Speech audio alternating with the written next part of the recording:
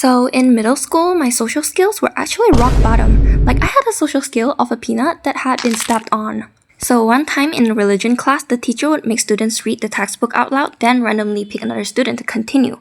There were like 40 people in that class, and guess what? I got chosen. I took a deep breath and told myself, okay, it's just reading, literally reading. What could possibly go wrong? And God teaches us to be patient and to love one another and forgive. I don't know why I sounded like this. I was so anxious. Even I was shocked by how I sounded, okay? The class went dead silent. People start turning around to look at me. There was this short guy in my class we used to call Hedgehog because his hair was insanely spiky and he had anger issues. Even he looked at me with pity/worried face. Eventually, the teacher just told me, okay, you can sit down now. I sat back in my chair thinking if I should just kill myself. The second one was also me in middle school. So the teacher taught us to work on our assignments. After a while though, most of us were finished, so naturally everyone started talking. For some reason, I started zoning out. You know how when you zone out, your eyes lock onto one thing but your brain goes somewhere else entirely? Yeah, that. I was gone for a solid 3 minutes before I suddenly noticed a guy turning his head to look at me.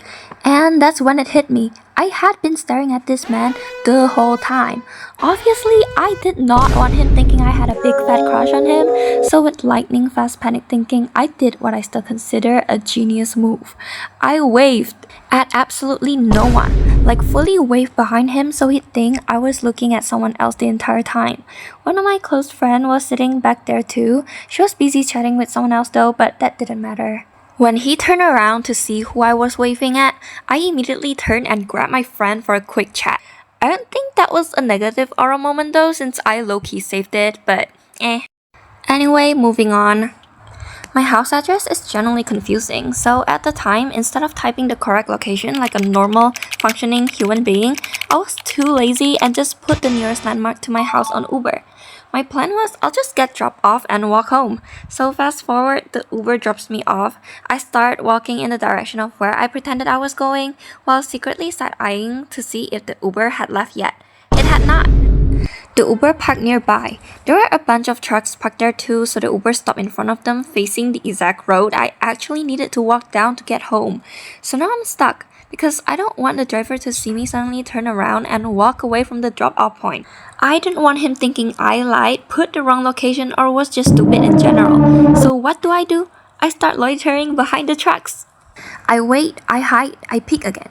And then I noticed something worse. There's a driver inside of the trucks watching me. Thankfully, at the exact same time, the Uber driver got a new customer and suddenly sped off.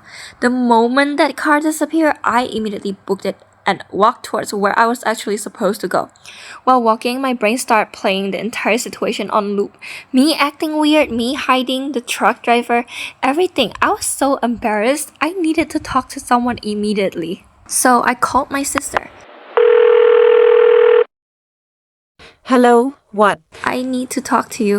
She hangs up. Oh, so in my already socially ruined state, I decided the logical next step was to pretend to talk on the phone. I walk while fake talking to no one, like that would somehow save my dignity. Then halfway through, I stopped and thought, what am I actually doing right now?